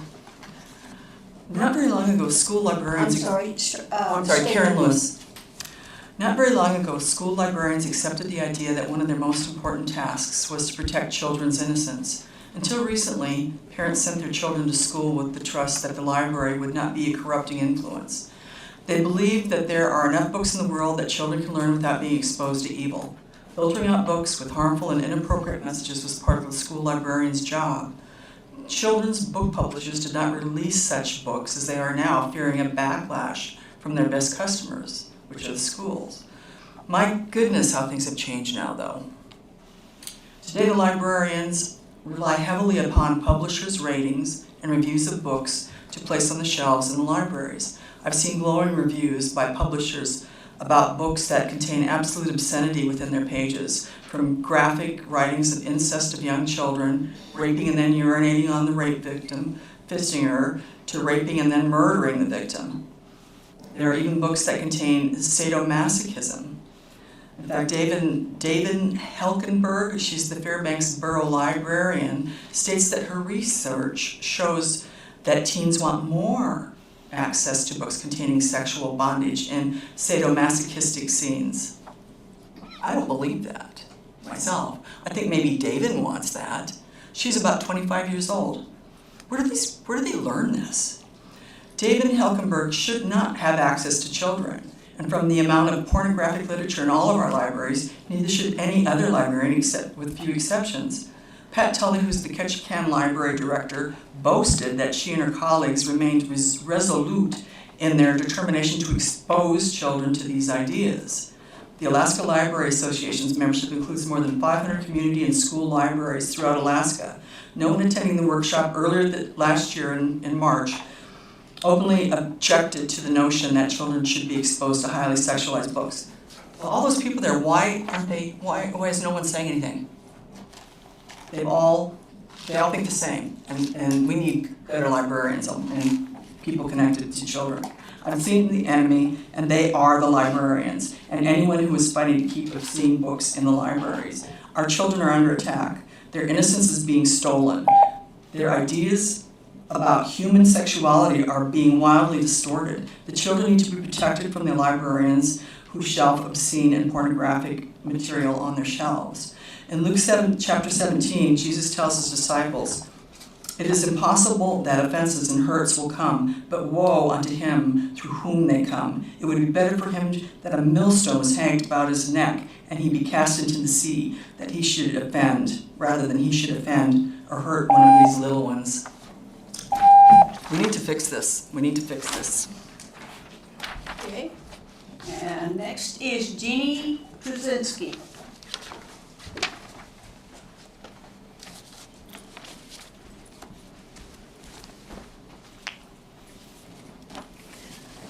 Good evening, Mayor, Council. Jean Kershinsky, president of the Wasilla Library. I want to first address the non-reps issue. The library staff is part of that group, and I remember when we went to the unions in the city and the library staff voted to not join a union or not be a part of a union, and I was like, I don't know if that's a good idea. And they were convinced the city would look out for them and the city would take care of them. And their salaries are not matching the union employees. Interestingly, a couple years ago, there was a pay increase for one of the staff members here in this building because they handled money. Well, the library staff, one of their responsibilities when they work on the desk is to take fines and to handle money and to record it and to make sure it gets back over here. So there's just been a lot of really unfair practices because we have these non-reps and the union reps. So anyway, we gotta look at those people because they work very hard and they deserve our support. They're pretty amazing. For a long time, the city of Wasilla's library had the longest employees in the city, and I know Mayor Ledford's come and give out some 25-year, 30-year pins. Mayor Cottle came several times for that. But after 30 years, a lot of people end up wanting to retire, so then, eventually those people do move on. But I do worry, especially with this kind of vitriol that we're experiencing now against librarians, if we're going to be able to maintain these phenomenal people that work and serve our community. Our next book sale is this Saturday from 1 to 4. Our next book club, we are reading Lessons in Chemistry, which is just a phenomenal book, and that will be on February 5th from 5 to 6 by the fireplace in the library. And before that, we have Novel Knitters. At our last book club in September, we had 19 people there, which is kind of capacity for book club, so we might have to kind of figure that out a little bit of how we can accommodate so many people. It's awesome, but it's a challenge too. We start our summer reading campaign now to get our funds for summer reading, and so we'll be sending out letters in the next couple of weeks. And we have just great, long time. I mean, I've been doing this for 21 years, and there's literally people that have been donating for 21 years to support summer reading. And we're also going to do Bikes for Bert again in memory of Bert Cottle. That was just hugely successful, so we're starting to work on that. Our story hours resume next week. That we've been on a little winter break here due to the holidays. And we also have a really cool new program, All-Star Thursdays, which is for kids that are 8 to 12, which has been really successful too, because we're trying to find ways to reach all the different ages of our community. So, thank you very much. Thanks, Jeannie. Dan Fleckenstein.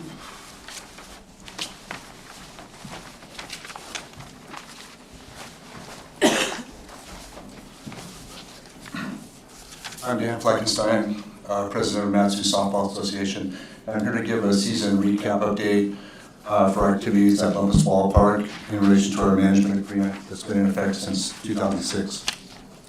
Matsu Softball was established in 1983 as a nonprofit 501c4 organization. We're affiliated with USA Softball of Alaska, which is under USA Softball, the national governing body. Our games are held at Bumpus Softball Complex on Mystery Avenue in Wasilla.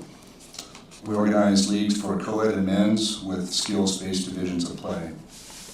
During our summer league, we had 51 registered teams, approximately 750 players, and they're from communities in valleys such as Wasilla, Palmer, Big Lake, Willow, and Talkeetna. We run a 10-week season from mid-May through late August, and our league nights are Monday through Thursday. We have open fields on Friday for maintenance activities as well as on the weekends for tournaments.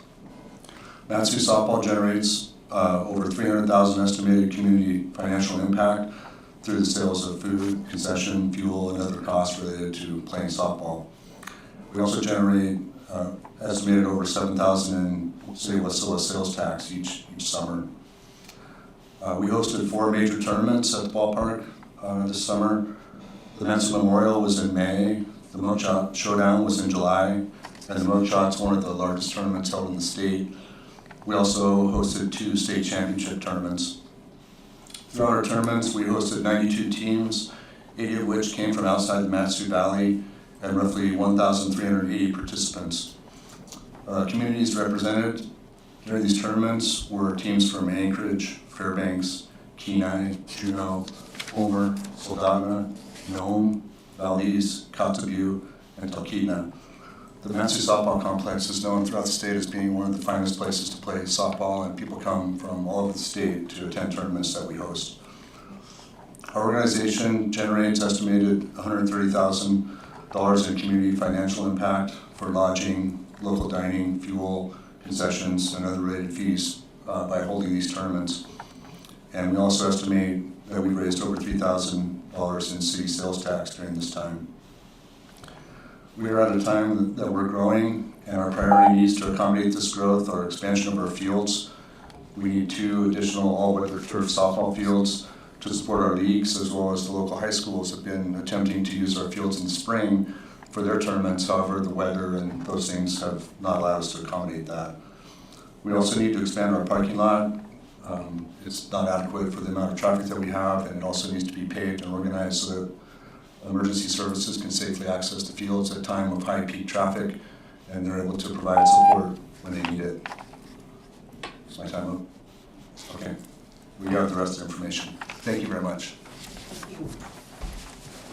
Is there anyone else in the audience that would like to speak at this time?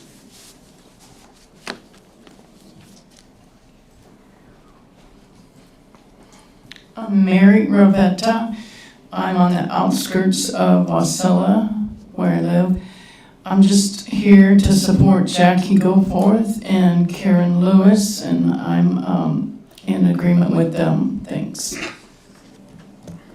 Okay, thank you. Is there anyone else that would like to speak to council at this time? Hearing none, public hearing is closed. We are now on the consent agenda. Madam Clerk, please read the items for approval under the consent agenda by title. Thank you, Madam Mayor. Regular meeting minutes, December 11th, 2023. Special meeting minutes, December 13th and 18th, 2023. One introduction recommended for public hearing, January 22nd, 2024. Ordinance serial number 2303, amending the fiscal year 2024 budget by accepting and appropriating an Edward Byrne Memorial Justice Assistance Grant in an amount not to exceed $180,780 for the purpose of adding 1 multi-jurisdictional drug task force investigator position at the Wasilla Police Department for assignment to the statewide drug enforcement unit. 1 resolution, serial number 2401, authorizing the mayor to execute a memorandum of agreement with Matanuska-Susitna Borough School District to supersede any previous trade agreements and addendums and to accept the installation of an upgraded visual projection system into the Curtis D. Menard Memorial Sports Center's main arena in trade for facility usage for graduation ceremonies ending May 31st, 2025. 2 AMs under our consent agenda for approval. The first is AM number 2401, contract extension to HDL in the amount of $860,000 for the city's fiscal year 2024 Wasilla Airport Engineering Services 2020 through 2023. And lastly, AM number 2404, contract award to BSI Equipment in the amount of $35,361 for the purchase of an 84 S-Screen Extreme Duty Hydraulic Snow Blower. That's it, Madam Mayor. Thank you. Is there a motion to approve the consent agenda as read? So moved by Councilman Johnson. Is there a second? Second by Rubio. It's been moved by Councilmember Johnson and seconded by Councilmember Rubio to approve the consent agenda as read. Is there Madam Mayor, I have a point of order. The clerk erroneously introduced item 8.2.1 as show number 2303. It should be 2403.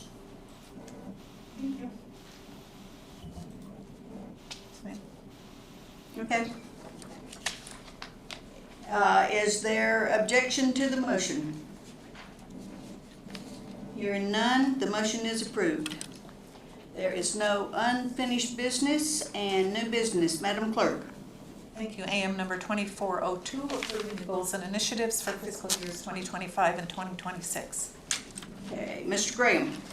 Madam Mayor, I move AM number 24-02. Is there a second? Madam Mayor, I'll second. It's been moved by Councilmember Graham and seconded by Councilmember Preston. Is there discussion? Mr. Graham? Thank you, Madam Mayor. I just wanted to, we're coming up on a special meeting perhaps here on Saturday. I don't know how many people are gonna make it there, but, just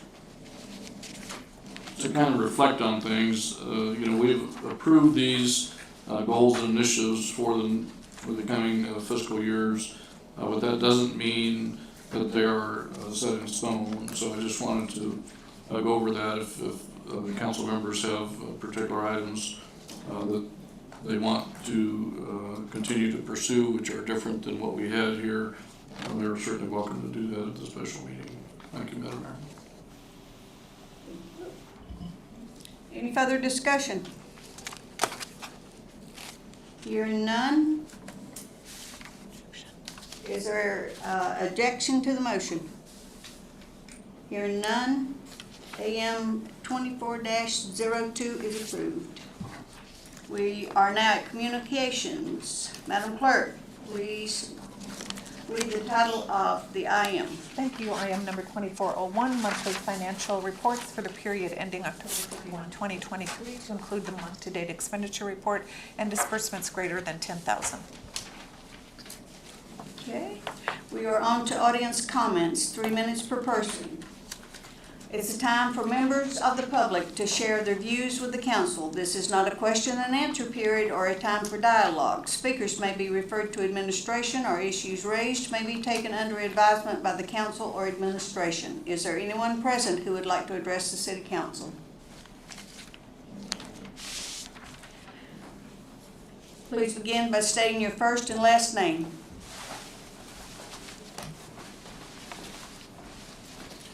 You have 3 minutes. Thank you, Madam Mayor. My name is Jackie Goforth. This gives me no pleasure. I told you I would bring this down to Wasilla, and I am. There is a book called Call Me By Your Name. It is in the Wasilla Library. Now, this book is written about a gay relationship, and one of them has a peach scene in it, and I really would not like to give you the verbiage of it, so I gave you the excerpts. It's about a gentleman who, the slit on the peach reminds him of his attractions, penis. And so he slits there, takes the pit out, and then does his thing in it. And then he leaves the peach up on the stand for his object of his desire to come and pick it up and eat it. Now, you will notice the very first thing I gave you was the Alaska Watchman article from Fairbanks.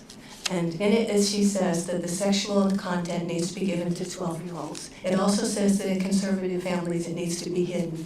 How hidden is it? Number 2 tells you how hidden it is. Now, if you look to the third thing, you're going to find that one of our library board members, who's a professor of English, wrote a review on this book. And what she says is, it's crude, it lacks any literary value. She basically nails every bit of the Miller-Ginsburg test. If you read her review, you will see that. Do you see that? Now, if you look at the next page, she actually recommends students read it. That page says, students, here's all the banned books. Be sure and put it on your reading list. Number 3 is this book, Call Me By Your Name, that she just said was illegal. Now, do they know that that is grooming? Well, let's see the final page. The final page comes from a library board member who spoke out at a hearing on the book Let's Talk About It. On May 18th, down at the Matsu Borough, she said, and I quote, "If this book is recommended to a child, then it is grooming." Now, I don't know if this rises to the level of a grand jury investigation, which is why I requested that information from our Attorney General, Drake Taylor, because this librarian board member is showing you that this meets the Miller-Ginsburg test. She's showing that it's illegal. She's showing you that she's going to entice children by recommending it that they read it. And then another library board member shows you that they know exactly what grooming is and that they do it. Is there any question about what is happening in our libraries? Thank you.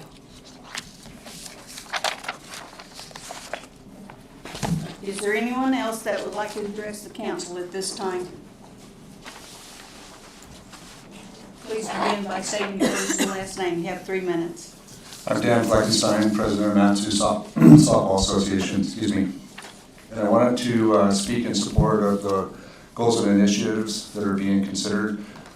Councilman Crafton mentioned there was an initiative about bathrooms and building bathrooms at some of the parks. And Matsu Softball is very much in support of that initiative, if that's something that the council wishes to undertake. And we would be glad to partner with the city in the maintenance and upkeep of said bathrooms. This has been a topic of discussion at our board meetings for the past couple of years. We have a rough plan of how we might envision bathrooms being there. We have a scorekeepers building facility already built with that has covered awnings around the entirety of the facility, and there's some space there where we could probably nicely fit some bathrooms, being as there's already power, water, utilities, and things like that there. So if there's any questions or anything that Matsu Softball can do to foster this idea or be a part of it or be in partnership with it, over the years, our annual budget cost for portable bathrooms is, I don't know exact amount, but it's over $10,000 per summer. And we certainly have resources available to help partner in this type of endeavor.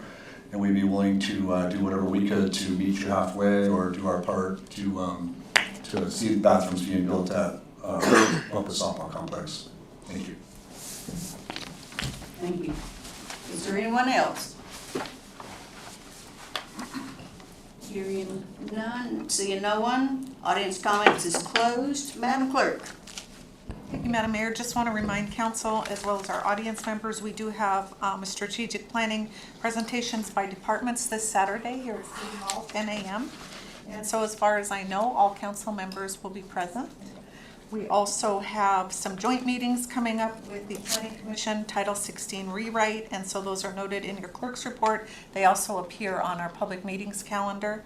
And so that is all I have. January 13th, strategic planning, and then January 22nd, next regular meeting. Thank you, Madam Mayor. Thank you. City Attorney. No comment. Councilmember Crafton. Thank you, Madam Mayor. Wanted to go back to my question, Eric, there. What I was trying to get to about that area was if there was a reason why we didn't try and, if they're in the area of paving, why didn't we just try and get them to do the rest of the project or get us a quote or something? Thank you for that question.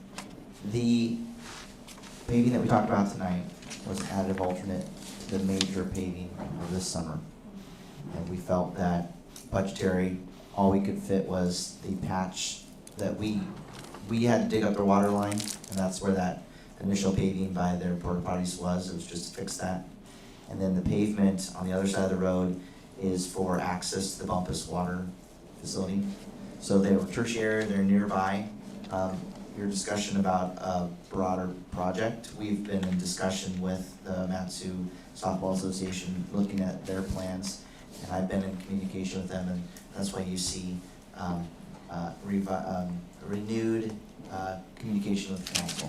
They have some really exciting ideas, and they are formulating how to explain how valuable they are to the community, and I look forward to working with them as the council approves to work towards their build out in a CIP of some kind. They have some really great ideas, and I think that they'll be able to elaborate that to the council's satisfaction for some ongoing projects. They were very heartened to hear the idea of the bathrooms, and so I made sure that they knew that that had been discussed as we continue to work on the vision that they have, as they've been partners with us since the early 80s.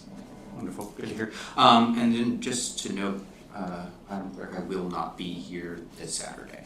I have other engagement. Other than that, thanks so much. Councilmember Sullivan Leonard. Thank you, Madam Mayor. It's good to be back. Good to see council members and administration. Thanks for everybody's work at least having the interaction in person. So anyway, it's good to be back. I'm excited to see where we go with the ERP and see how we can help to just improve with our, employee challenges of where we are with our pay and benefits, and see how we can make sure that, we know the city of Wasilla is a great place to work, and sometimes there's just little things that maybe we could do to help improve those, kind of like John Becker, who I've known forever, and he's been here for a long, long, long time, and trying to help those that are maybe towards the end of their time of being here at the city, but make sure that they're valued and respected in their positions. I do want to make a comment about the information that's come forward from Jackie and others, and it is really upsetting as a mother and a grandmother to see and hear of the pornographic type information that is infiltrating our society. It's not just in our libraries, it's in our schools, it's in our movie theaters, it's on the streets, it's absolutely everywhere. And, we can keep our head in the sand and ignore it, but it's not gonna go away. We've seen in the last 10 years, it just keeps increasing and increasing. And so, we need to be mindful of that, make sure our kids are not subject to some of the evils of pornography, whether it's in our library or schools or school library or whatever it may be. We need to stop ignoring it. There has to be a time that we actually sit down, truly address it, and see what we can do to make sure that our libraries and our schools are a wholesome place for our kids to attend and not have to worry about what's going to be up on the screen for the kids to be watching that may influence them, that's totally inappropriate. What is it that's on the shelves of our libraries which has been brought forward by those in the know, of what's totally inappropriate? And we know grooming is happening, we know pornography is out there, and it is affecting our children at many, many levels. So again, let's not keep our head in the sand, let's see what we can do to problem solve and make sure that we've got a good, wholesome system in place. And that's it. Thank you, Madam Mayor. Councilmember Graham. Thank you, Madam Mayor, and thank you, Colleen. Great to see you back in person. So it's hopefully we'll have more of that. But your input is always great on the phone. It's always nice you're here in person. So thank you. I wanted to remind members of the council that the Alaska Municipal League winter meeting is coming up in February. I think the 20th or we got our February 20th through the 22nd. We do budget for 4 council members to attend that. So if you are interested in attending, please let the clerk know as soon as possible so that the appropriate arrangements can be made. It's a very interesting time to be in Juneau because our legislators are in session, and even though things are fairly early in the session, not a lot of concrete stuff going on, but a lot of cornerstones are being laid there for legislation which will affect us. So I highly encourage you to come down and take a listen and spend some time on the Hill and talk with not your legislators, but the other legislators that are affecting our business here in the city of Wasilla. Also wanted to thank folks for coming in tonight. It's always much more effective when we have people come up and speak as opposed to just hearing things third hand. I know I get phone calls, I probably get 8 or 9 phone calls a week from folks, and you can see how effective I am at turning them out because I don't think I talked to any of you this week. So, but encourage your neighbors to come out and speak to the council. It makes a difference. The public is also invited to the special meeting on Saturday. I think it's at 10 a.m.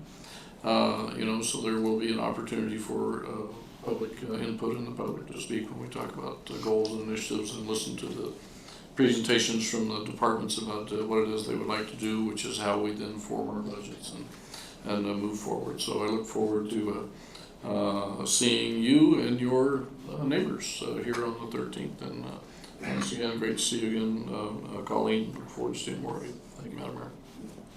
Councilmember Johnson. Madam Mayor, Council, thank you for tonight's meeting. Colleen, I want to thank you for your comments. I do agree that action is needed. However, I also feel that the issue is actually bigger than just, say, pornography or grooming in the library. The issue tends to be that we have a leaning, if you will, and almost an exclusion of conservative ideas within the library. We see left-leaning books propagating the shelves. We see almost nothing coming out in a more conservative or traditional value structure in our society. And I think that that is egregious, which is, we hear people testify about banning books. Well, books are being banned. They're being banned because they're not even put on the list for libraries to order. That's called shadow banning. And I think it is time that we take action. We need to put better literature in our libraries. And I think that some of the moves forward to try and change how our library selects books is really needed. So thank you. This Saturday, unfortunately, I'm going to be flying. I have a family issue back in Minnesota, so I don't think I'll be able to make the meeting. If I am able to, I'll call in. Thank you. Councilmember Rubio. Thank you. Thanks for all the presentations tonight. I do look forward to getting more information and kind of really coming together on the retention of employees and definitely valuing the employees that have been here the longest. That is our knowledge. That is our base. We definitely need to step up to the plate. And more on the ERP. Thank you. Councilmember Velock. Thank you, Madam Mayor. And I do want to thank everyone for coming. And it does make a difference when we hear from you personally, whether it's bathrooms and paving and about what's going on in the libraries or just with pornography in general with our children. And I'm also in agreement with Councilmember Sullivan Leonard. Now it is time to take action. We do need to protect our children, and it's like society's making it the norm, this stuff that's happening, and it's not the norm. We do need to step up. And I also want to thank Sydney for his presentation, and you gave us a lot to think about, and I'm sure we'll come up with something really good. Thank you. Dan, have you talked to anybody at Matsu Health Foundation? We have, yes. We met with them once this fall. They encouraged us to put forth an application for a grant, and we're in the process of working on that. Okay, all right, thank you. Also, for any of the council that goes to Juneau, keep in mind that we are a first-class city with health powers, and we would like to have local control over our liquor license. This is my 11th year bringing this forward, and no matter what they say, they are hindering economic development, because I have had 2 calls this week wanting to open a business, but they can't because they don't have what I call a full pour license. So it's definitely hindering. And you know, we have a police force, we're a first-class city. We're the 3rd largest city in the state. So why are you hindering us? So anyway, also to my directors, thank you so much for being here. I appreciate every one of you. In the morning, 11:30, make sure you're here because we are doing a lunch and learn with our delegation, because they're getting ready to go to Juneau, and we definitely want them to know where we stand on these issues. So I look forward to seeing you in the morning. And to our library, we have moved the young adult section, all of it went to adult. I don't know what else we can do. because if they are in the adult section, then some parent should be monitoring them, because we do not have staff. We can't babysit, and we don't have staff enough to monitor. So that's where we're at.